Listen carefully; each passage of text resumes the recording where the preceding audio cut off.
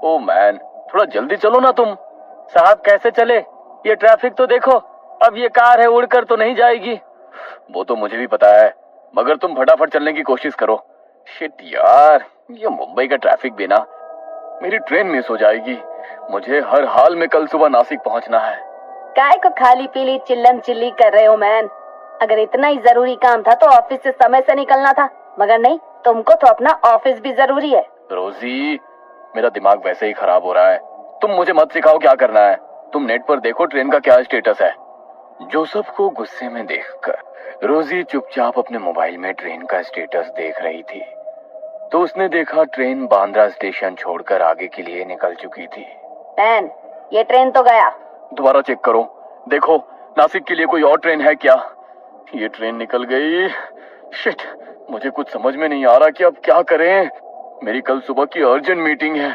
रोजी ने अपने मोबाइल में देखा, कोई और ट्रेन नहीं थी, तो जोसेफ गुस्से में रोजी के ऊपर चिल्लाने लगा, जबकि उस बेचारी की कोई गलती नहीं थी। उन दोनों को लड़ते देख ड्राइवर, जो अब तक उन लोगों की बातें सुन रहा था, बैक व्यू मिरर में देखते हुए बोला, एक बात बोलूं साहब? अब तू भी बोल ले। प्लीज जोसेफ, काम डाउन, एक बार सुन तो लो वो क्या कह रहा है। जोसेफ गुस्से में ड्राइवर की तरफ देख रहा था। ड्राइवर ने धीरे से डरते हुए कहा, साहब, आपकी बुकिंग बांद्रा स्टेशन की है। वहां पहुंचने के बाद आप एक बार पेमेंट कर देना, उसके बाद मैं अपना जीपीएस ट्रैकर बंद करके आपको नासिक ले चलूंगा। अभी 1 बज रहा है, सुबह के 5, साढ़े 5 बजे तक हम लोग नासिक पहुंच जाएंगे। Are you mad? पूरी रात कार का सफर बहुत थकाने वाला होता है, और उसमें रिस्क भी तो है। तुम दिन भर से गाड़ी चला रहे हो, थके हुए होंगे ना। रे बाबा, रात को सफर नहीं करेंगे। वैसे तुम्हारा आइडिया अच्छा है, और मेरे पास कोई ऑप्शन नहीं है। मैं आगे बैठता हूँ, गाने सुनते हुए चलेंगे। जब तुम्हें थकान लगे तो थोड़ी देर गाड़ी मैं चला लूंगा। जोसेफ, वो जीपीएस ट्रैकर बंद करने को कह रहा है। किसी को क्या पता कि हम लोग इसके साथ ट्रेवल कर रहे हैं। कुछ ऊंच नीच हो गई तो क्या होगा? वैसे भी आजकल कितने सारे केस सुनने में आते हैं। तुम जरा ये क्राइम पेट्रोल देखना बंद करो। देखो कितना शरीफ है, खुद ही हमारी मदद करना चाहता है। रात के वक्त कार का सफर करने का रोजी का बिल्कुल भी मन नहीं था, मगर जोसेफ की जिद के आगे उसकी एक ना चली, और वे लोग नासिक के लिए निकल गए। जोसेफ और ड्राइवर बातें कर रहे थे, और दिन भर की थकान के कारण पीछे वाली सीट पर अकेली बैठी रोजी की नींद लग गई। जैसे ही ड्राइवर ने देखा रोजी सो गई, उसके चेहरे पर रहस्यमयी मुस्कुराहट आ गई थी। वो बार बार उसी की ओर देख रहा था। जोसेफ इन सब से बेखबर गाड़ी में चल रहे गाने का लुत्फ ले रहा था। ये शाम मस्तानी मदहोश किए जाए, मुझे दूर कोई खींचे तेरी ओर लिए जाए। कुछ देर बाद गाड़ी हाईवे पर रुकी। जैसे ही गाड़ी रुकी, रोजी घबरा कर उठी और वो ड्राइवर और जोसेफ को देखने लगी, मगर उसे कार में कोई भी नजर नहीं आया। पूरी रोड सुनसान पड़ी थी। जंगल के बीचों बीच सड़क पर खड़ी कार को देख वो घबरा गई। वो कार के कांच में से ही इधर उधर देख रही थी। उसे जोसेफ कहीं नजर नहीं आया। जैसे ही वो घबराकर कार से बाहर आई, उसे अपने कंधे पर किसी के हाथ के होने का एहसास हुआ। वो जोर से चीखी। उसके सामने एक भयानक औरत खड़ी हुई थी, जो देखते ही देखते उसके शरीर में समा गई।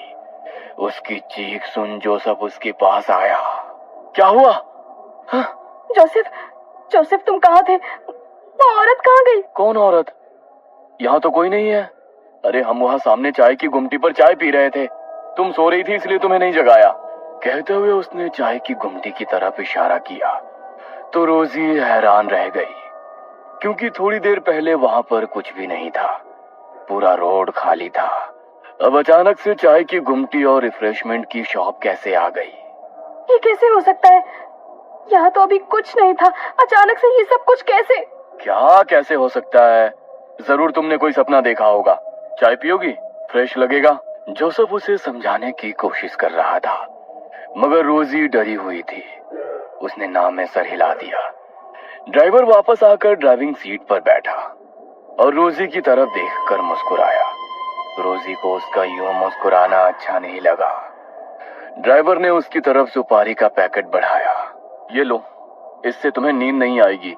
जोसेफ के कहने पर बेमन से रोजी ने वो सुपारी अपने मुंह में डाली तो रोजी को तेज इत्र की खुशबू आई और उसे ऐसा लगा कि कोई उसके बगल में आकर बैठा है, मगर वहां पर कोई नहीं था। पूरी रात वो डरी सहमी बैठी रही। वे लोग सुबह सुबह नासिक पहुंच गए। देखिए, मैंने आप लोगों को सुरक्षित पहुंचा दिया। आप बेकार में ही मेरे साथ आने में डर रही थी, मगर मैं आपको यकीन दिलाता हूँ, आज रात का ये सफर आपको उम्र भर याद रहेगा। कहते हुए उसकी आंखों में अलग ही चमक थी, जिसे देख रोजी सहम गई। उसे कुछ अच्छा नहीं लगा।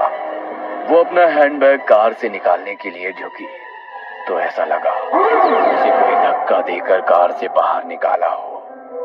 उसने जोसेफ की ओर देखा, मगर जोसेफ को अंदाजा ही नहीं था रोजी के साथ क्या हुआ है। दोनों होटल रूम पहुंचे। क्लाइंट से 9 बजे का अपॉइंटमेंट है, अभी तो केवल 5 बजे हैं। थोड़ी देर सो जाता हूँ ताकि फ्रेश लगेगा। आओ, तुम भी सो जाओ।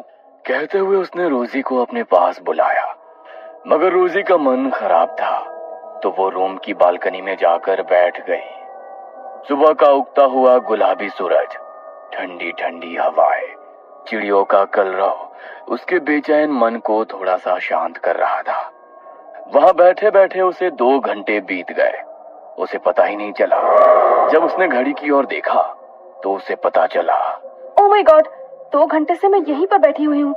कुछ देर में जोसेफ भी उठ जाएगा। उसके उठने के पहले रेडी हो जाती हूँ। वो वॉशरूम में अपना मुंह धो रही थी। मुंह धोते हुए उसने देखा उसकी गर्दन पर किसी के नाखून के निशान थे। वो हैरान हो गई। अरे, मेरे शरीर पर ये निशान कैसे? और ये क्या? इसमें से तो हल्का हल्का खून आ रहा है। मतलब ये ताजा निशान है। कैसे आ गए ये निशान? कुछ समझ में नहीं आ रहा है। कल रात तक तो नहीं थे, मुझे पता ही नहीं चला और ये निशान बन गए। वो उन निशानों को देख ही रही थी कि उसे जोसेफ की आवाज सुनाई दी। रोजी, पिछले 1 घंटे से वॉशरूम में क्या कर रही हो? मुझे भी तैयार होना है, क्लाइंट हमारा वेट कर रहा होगा। जोसेफ की बात सुनकर रोजी हैरान हो गई कि वो अभी तो वॉशरूम आई थी, 1 घंटा कैसे हो गया। वो केवल मुंह धोकर बिना नहाए ही वॉशरूम से बाहर निकल गई और ड्रेसिंग टेबल के सामने खड़े होकर अपने बालों को संवार रही थी। तभी जोसेफ रेडी होकर उसके पीछे खड़ा था। रोजी, क्या हुआ? तबीयत ठीक नहीं है क्या? पिछले आधे घंटे से देख रहा हूँ तुम कांच के सामने केवल हेयर ब्रश लिए खड़ी हो। क्या हुआ है, बोलो। जोसेफ की बात सुनकर जैसे ही रोजी ने देखा, जोसेफ रेडी था, मगर रोजी का तैयार होना बाकी था। यहाँ तक कि उसने कपड़े भी नहीं बदले थे। उसे समझ नहीं आया कि केवल कांच के सामने खड़े खड़े इतना समय कैसे निकल गया। रोजी, तुम्हारी तबीयत ठीक नहीं लग रही है। शायद रात में ट्रैवल किया है, इसलिए तुम्हें अनईजी लग रहा है। नासिक पहुंचकर भी मैंने कहा था थोड़ी देर आराम कर लो, मगर तुम बालकनी में बैठी थी। अब ऐसा करो, तुम आराम करो, मैं क्लाइंट से मिलकर आता हूँ। कहते हुए जोसेफ रूम से बाहर चला गया। होटल के उस बड़े से कमरे में रोजी अकेली थी। वो अभी भी वही ड्रेसिंग टेबल के सामने बैठी थी। उसकी आंखों के नीचे काले घेरे नजर आने लगे। वो वहां से जैसे ही उठी, आईने में से एक हाथ बाहर आया और उसने रोजी का गला दबाया। वो डरते हुए पलटी। कौन है? कौन है यहाँ पर? कांच में उसे उसी भयानक औरत की शक्ल नजर आ रही थी जो उसे रास्ते में मिली थी। रोजी डरते हुए कांच से 2 कदम दूर हटी, मगर वो औरत रोजी के और करीब आ गई। कौन हो तुम? कल रात से मेरा पीछा क्यों नहीं छोड़ रही हो? चली जाओ यहाँ से, प्लीज चली जाओ। कहते हुए रोजी अपने आसपास रखे हुए सामान से उस औरत पर वार करने लगी, मगर उस पर उन वारों का कोई असर नहीं था। वो धीरे धीरे रोजी की तरफ आगे बढ़ रही थी। रोजी पलंग पर जा गिरी। वो भयानक औरत उसके सीने पर सवार हो गई। रोजी को लगा अब वो नहीं बचेगी। डरते हुए आंखें बंद कर ली, मगर कुछ देर बाद जब उसने आंखें खोली तो उसके आसपास खून ही खून फैला हुआ था। यह देख वो डर गई। उसके सीने पर सवार वो औरत कच्चा मुर्गा चबा रही थी। जैसे ही रोजी ने आंखें खोली, उस औरत ने उसकी गर्दन पर अपने दांत गड़ाए और उसका खून चूस कर गायब हो गई। तभी दरवाजे की घंटी बजी। बाहर जोसेफ था। रोजी ने दरवाजा नहीं खोला तो वो रिसेप्शन से मास्टर की लेकर आया और रूम का दरवाजा खोला। रोजी रूम के एक कोने में डरी सहमी सी बैठी हुई थी। हे रोजी, क्या हुआ तुमको? और ये तुम्हारे कपड़ों पर खून कैसे? कुछ तो बोलो, क्या हुआ है तुम्हें? मुझे डर लग रहा है, कुछ तो बोलो। जोसेफ के बार बार पूछने के बावजूद रोजी कुछ भी कहने की स्थिति में नहीं थी। जोसेफ ने तुरंत रूम सर्विस को कॉल किया। सभी उसकी हालत देखकर हैरान थे। सीसीटीवी फुटेज में भी कुछ नजर नहीं आया। जोसेफ ने रोजी के कपड़े बदले और उसे अपने साथ वापस मुंबई लेकर आ गया। वो खून चूसने वाली चुड़ैल ब्लड सकर अब उसके साथ हर वक्त रहती। वो किसी को भी नजर नहीं आती। वो सिर्फ रोजी को ही नजर आती थी। रोजी उसके सामने आने के बाद अजीब व्यवहार करती थी। धीरे धीरे उसका शरीर सूखता जा रहा था। जोसेफ उसे लेकर कई डॉक्टर के पास भी गया, मगर किसी भी डॉक्टर के पास उसका कोई इलाज नहीं था। तब किसी ने उसे रोजी को चर्च ले जाने की सलाह दी। ब्लड सकर, ये क्या होता है? ये वो खून की प्यासी आत्माएं हैं जो अनंत काल तक इस धरती पर रहेंगे। उनकी मुक्ति संभव नहीं है। यह अपने शिकार को ना तो जिंदा रहने देती है, ना ही मरने देती है। इससे छुटकारा पाने का केवल एक उपाय है कि इसे किसी और के ऊपर छोड़ दिया जाए। फादर, ये क्या बात हुई कि अपनी परेशानी किसी और के ऊपर छोड़ दी जाए? यही इसका रूल है। किसी ने इसके ऊपर उसे छोड़ा है। दूसरी तरफ वो टैक्सी ड्राइवर अपनी बेटी के साथ डिनर कर रहा था। मैं बहुत खुश हूँ बेटा कि अब तू पूरी तरह से ठीक हो गई, वरना उस चुड़ैल ने तो तुझे कंकाल बना दिया था। उस रात वो मेम साहब के ऊपर मैंने तेरी कहते हुए वो मुस्कुराने लगा।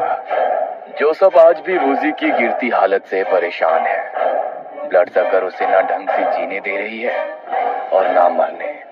जोसेफ